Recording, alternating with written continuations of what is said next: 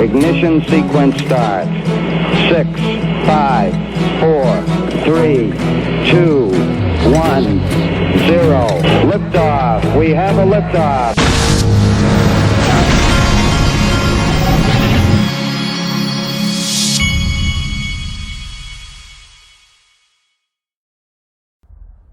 Hey everybody, man, I did it again.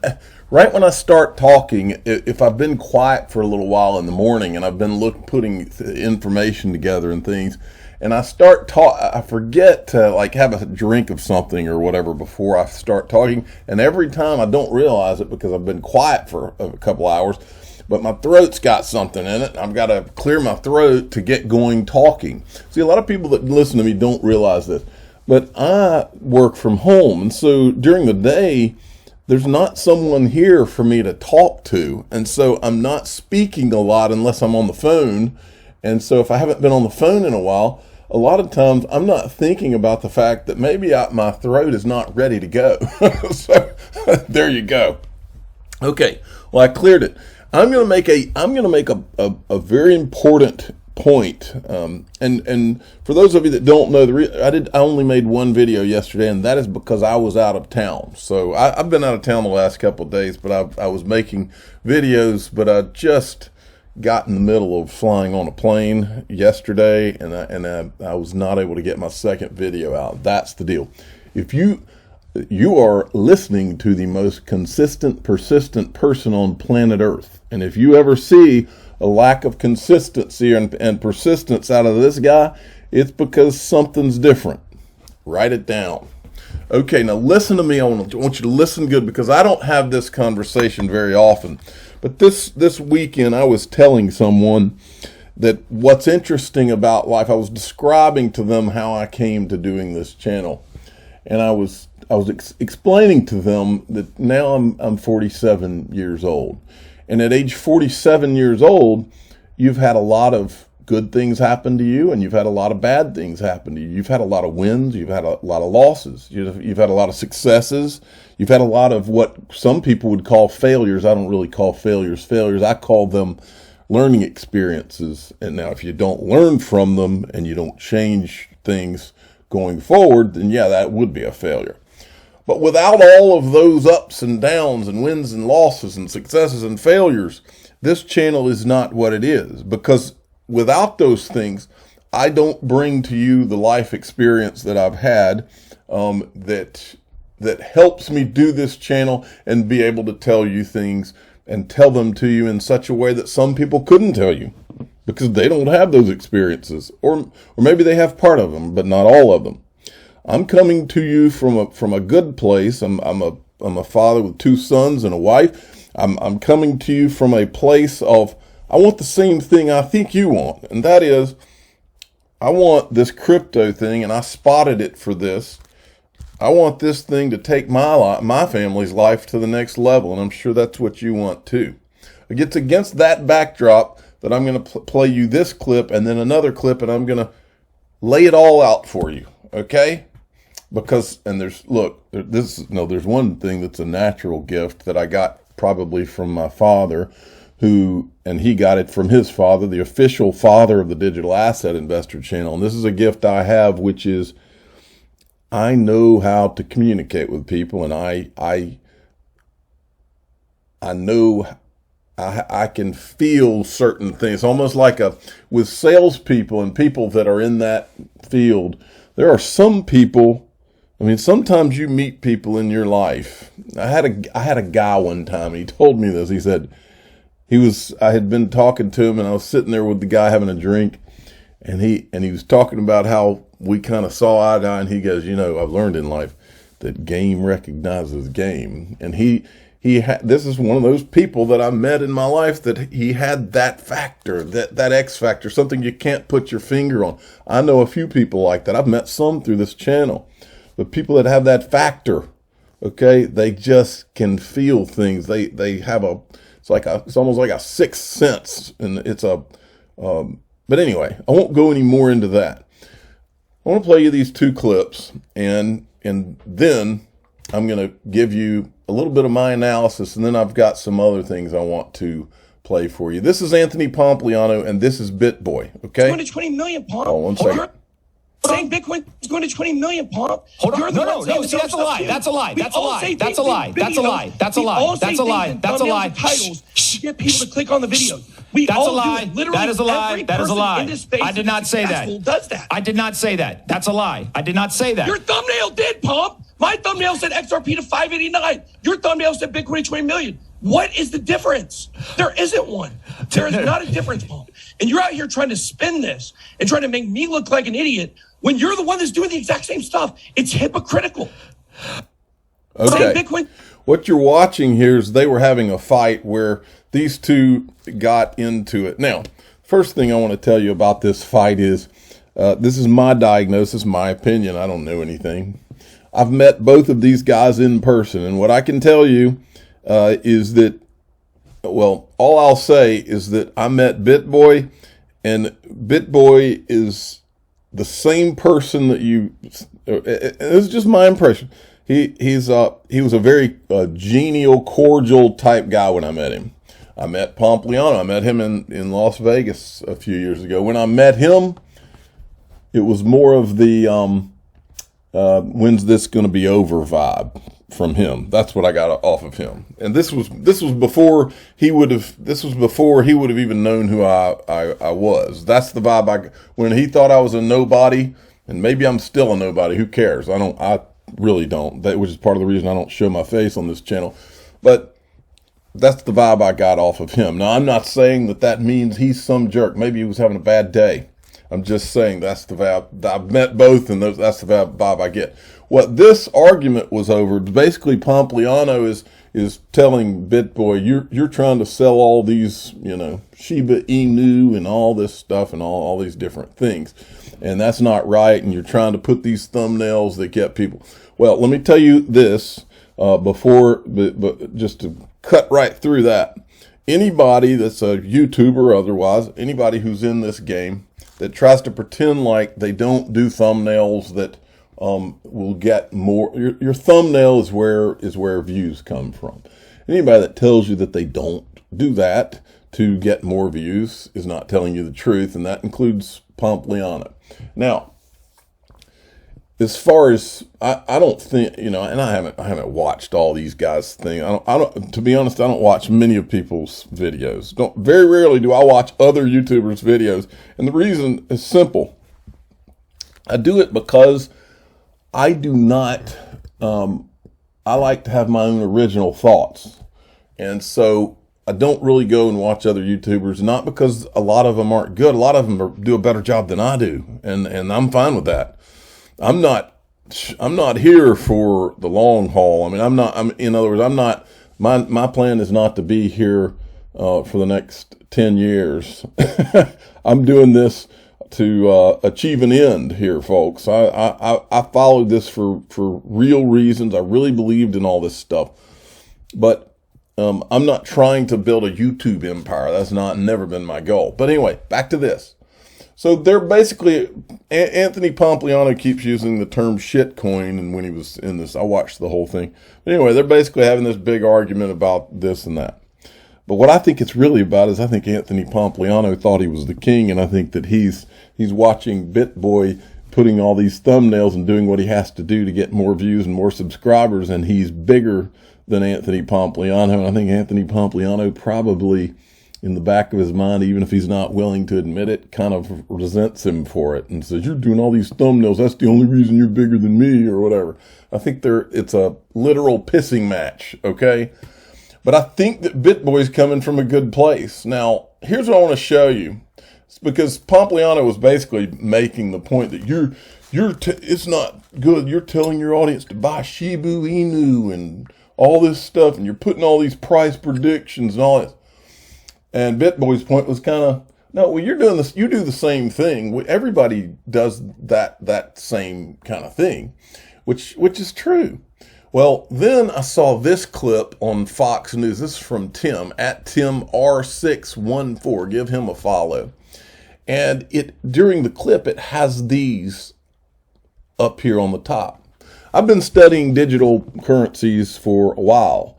And if I've learned one thing, folks, and you haven't seen it yet, you haven't seen real utility yet. All you've seen is a manipulated market that is manipulated by media, that's manipulated by Wall Street and all the people they control. That's all you've seen so far. That's not all you will see. When the real utility kicks in, then it's over. But in the meantime, I kind of agree with what BitBoy was saying in those clips, which was, look, I don't think Shiba Inu is a good investment, but I personally, my own brother calls me up and asks me if, hey, maybe we should invest in Shiba Inu because they're hearing about these crazy returns. And who am I to tell him no? Now, I don't buy it. That's not all I'm doing here is investing in things that I think are associated with real people and real use case and real utility, even if you're not seeing it yet. Those are the things I'm focused on, things that are really going to be a part of the financial markets. Shiba Inu, I don't put in that category. Dogcoin, I don't put in that category.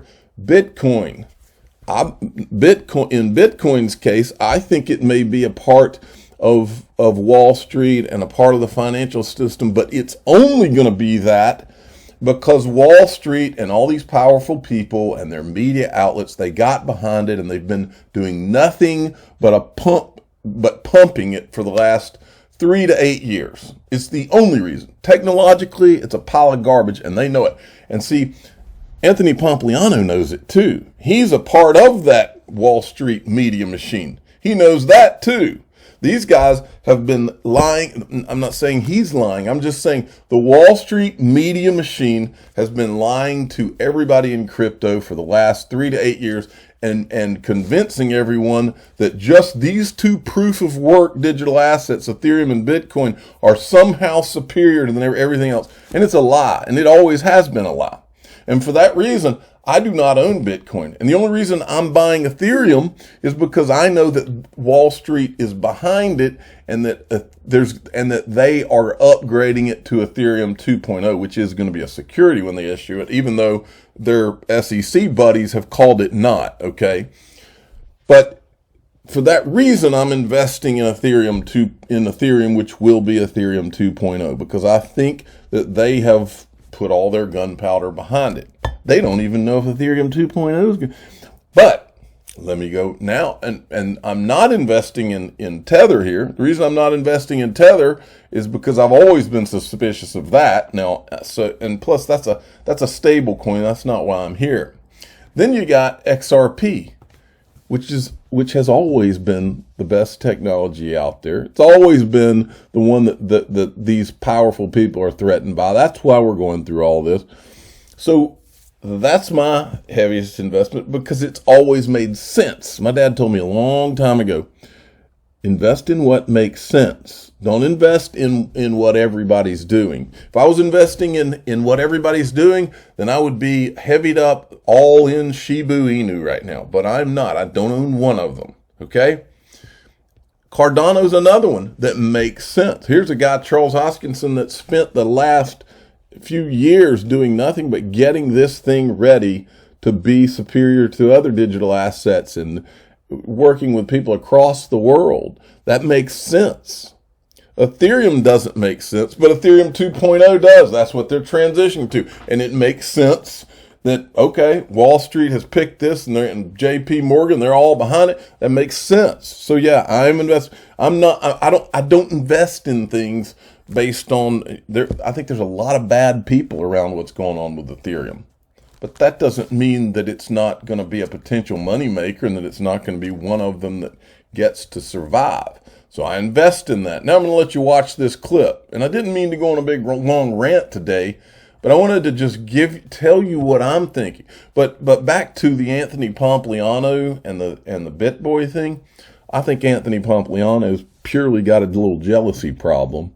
And guess what? If anybody should be ashamed of themselves, it should be him. He's been saying, basically doing the nothing but Bitcoin and maybe Ethereum and everything else is a shitcoin. He's been saying that for 3+ years, and that's just not true. I mean, that's shameful to be telling people. This is a guy that interviewed Brad Garlinghouse, and said, I just don't understand this whole XRP thing. He's not stupid. We can show you tweets of way back when, before he started all this Bitcoin only thing, where he knew XRP was going to be a thing, but for some reason now he acts like he doesn't understand it. So, come on.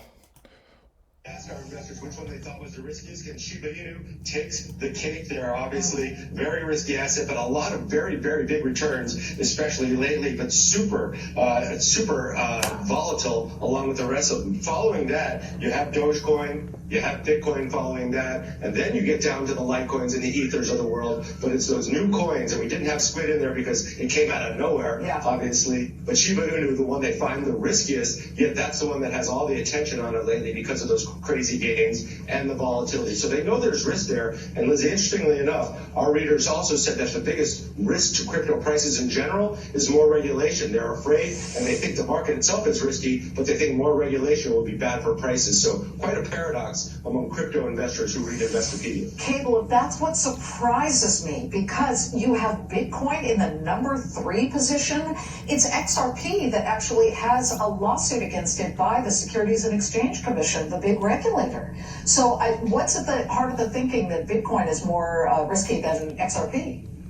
I think people hear stories, and they hear stories and anecdotes from friends of friends, or my uncle bought it and lost all of his money, or he couldn't find the password. So they think it's risky inherently. And let's be clear, these are risky coins. These are risky tokens. These are risky assets, not backed by much. So I get that. But the fact that you have Bitcoin in the 3rd position here, it's only 9%, but still people finding it very risky after returns like what we've seen in the past year, in the past 3 years, in the past 10 years. Very interesting. And they're afraid of more regulation. At the same time, they feel like they may need it. The industry might need it to make it safer for retail investors to participate. What a paradox. What an interesting time for this new asset class, Liz. Yes, may we live in interesting times. May we invest in interesting times. But buyer beware and do your due diligence. Caleb Silver of Investopedia, thank you for unveiling this brand new survey right here for our Claimant Countdown.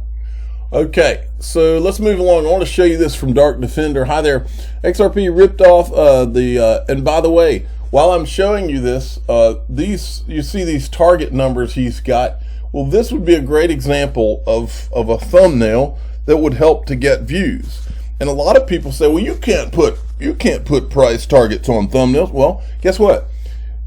I don't make price targets and I don't make price predictions, but there are other people who do, and sometimes those things are interesting to other people. And so, yes, BitBoy is doing nothing but being honest here.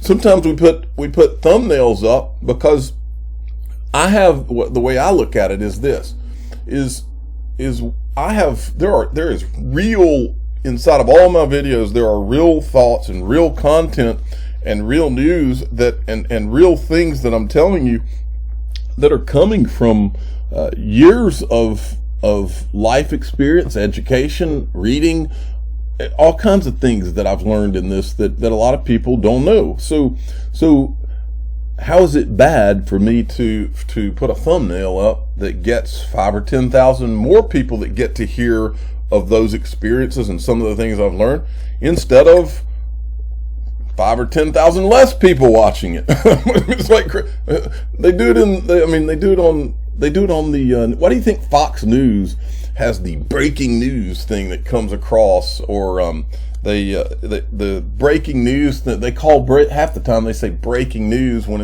it's really not anything breaking at all. It's just the way life works, and that's not something to be ashamed of. It's just one of the things you do.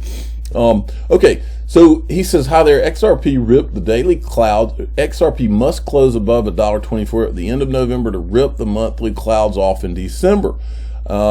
May shine like gold in December. Greets to Baba, although he blocked me. I don't know what that means. Targets 266, 739, $3.13.30, $20.55. Okay, then we got this from Chinu Patel. This is from Stefan Huber. Average Ethereum fees per day, and this is back to what I was telling you earlier. The proof of work, Bitcoin, Ethereum proof of work thing is nothing but a Wall Street media machine lie that has been sold for the last 3 to 8 years. Pure and simple, it's been a lie. is that these are the two great. No, these are lesser technologies than many of the digital assets, and I'll name some of them: XRP, XLM, Cardano, Algorand. There's a whole list of them that from a technological standpoint would take a big heaping dump on proof of work anything. Okay? That is the truth. That's the fact, Jack. And all these guys like Anthony Pompliano who've been running around trying to convince you for all these years that somehow Bitcoin, because it was this first thing, was superior somehow. It's bullcrap. And he knows it. Okay? So you've got all of these fees. That's the point of this tweet. You got all these fees because proof of work doesn't work. You've got all these fees that are associated. I mean, with Ethereum, I mean, it's crazy. You can, depending on when, you could be sending $10 and have a $30 Ethereum fee to go along with it. I mean, it's crazy. All right, check this out. Rachel Wolfson just wrapped up a great interview with David Schwartz of Ripple for Cointelegraph. So David Schwartz is making his rounds. Maybe we'll get to see some video of that soon. All right, now this is interesting. This is going around right now. A picture of Chris Larson over in, I guess, Saudi Arabia. When I see such a picture and others, I know that there are men who work day and night to bring modern technology to keep pace with the development in Saudi. All these countries, this is what I said, all these countries must be laughing their asses off about how stupid the U.S. regulators and politicians are trying to slow down a U.S. top technology while they get an edge. Gary Gensler, it's all on you and Congress, and that is the fact, Jack. It's on them, completely on them. And then yesterday, now, if you haven't seen it, you probably have, but if you haven't seen it, I want you to go to Blockchain Backer's YouTube channel, and I want you to go to his video he did yesterday, how the SEC hurt XRP investors at just the right time.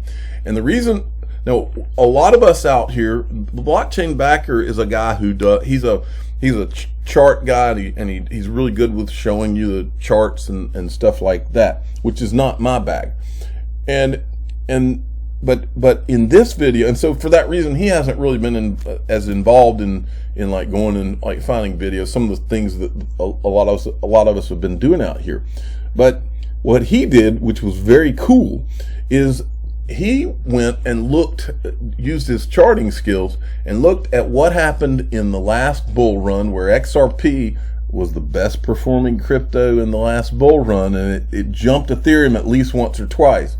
And then he takes the charts and shows when the SEC dropped that lawsuit and how timely it was, because a lot of the same chart patterns were happening then versus what they were back in 2017. And when you get done watching this, and then he makes the point that if SEC had left XRP alone, that it would have been at $10 and above by now.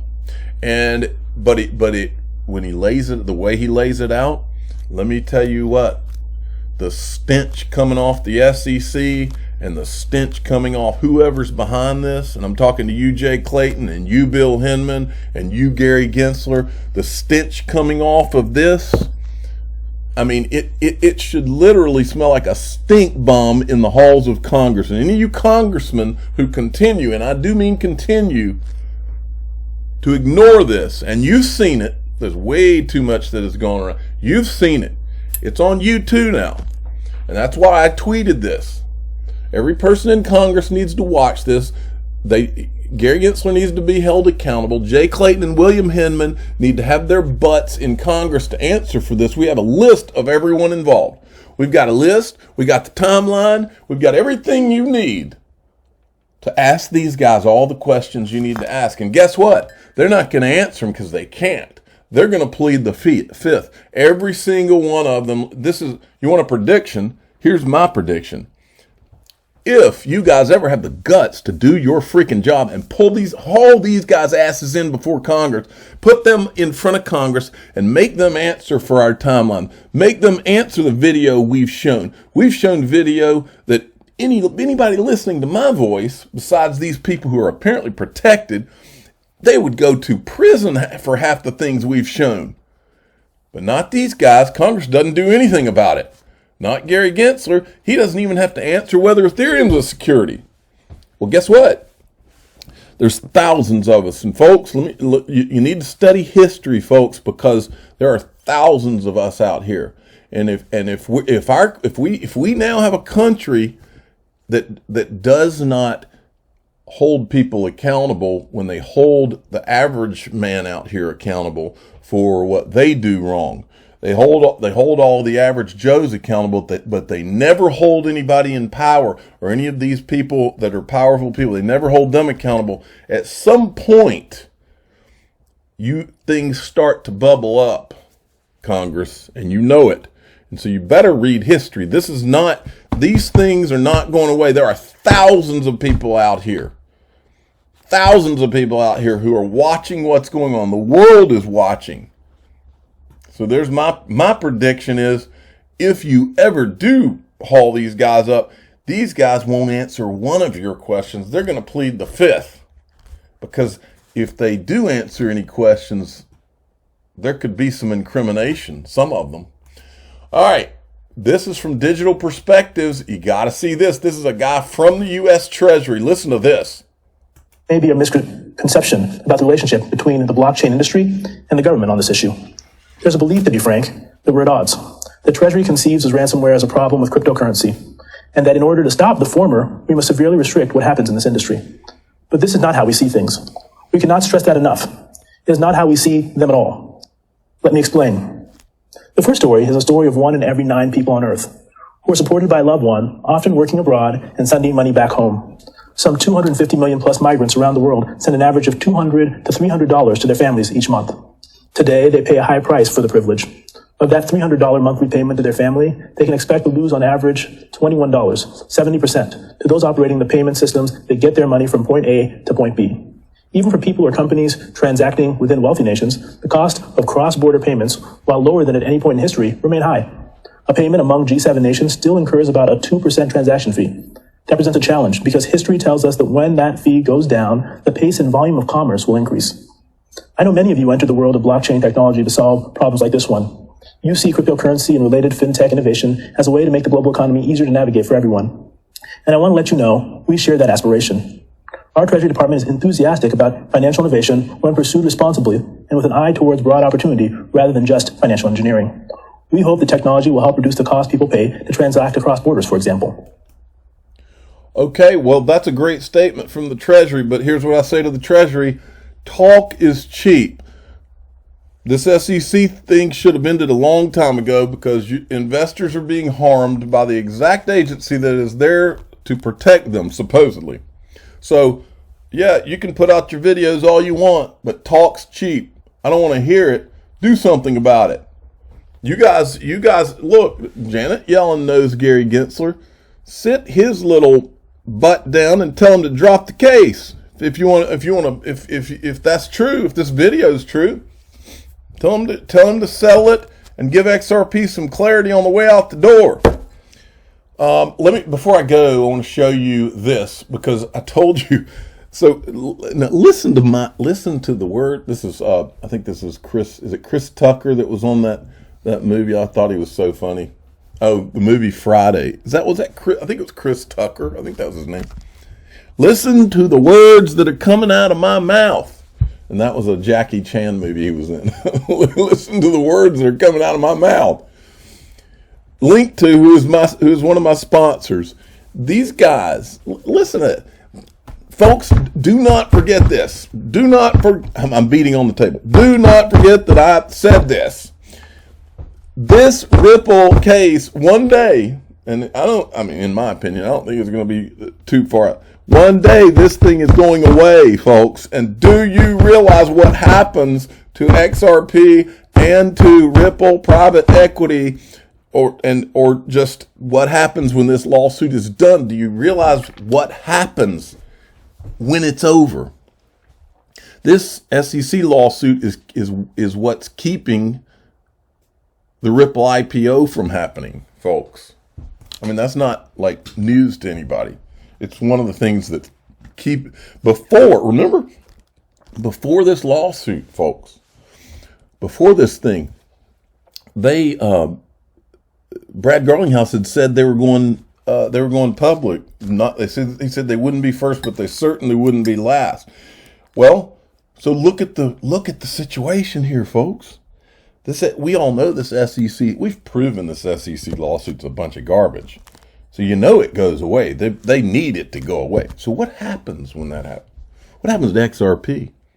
And then what happens to Ripple? Well, obviously, the runway will be clear then.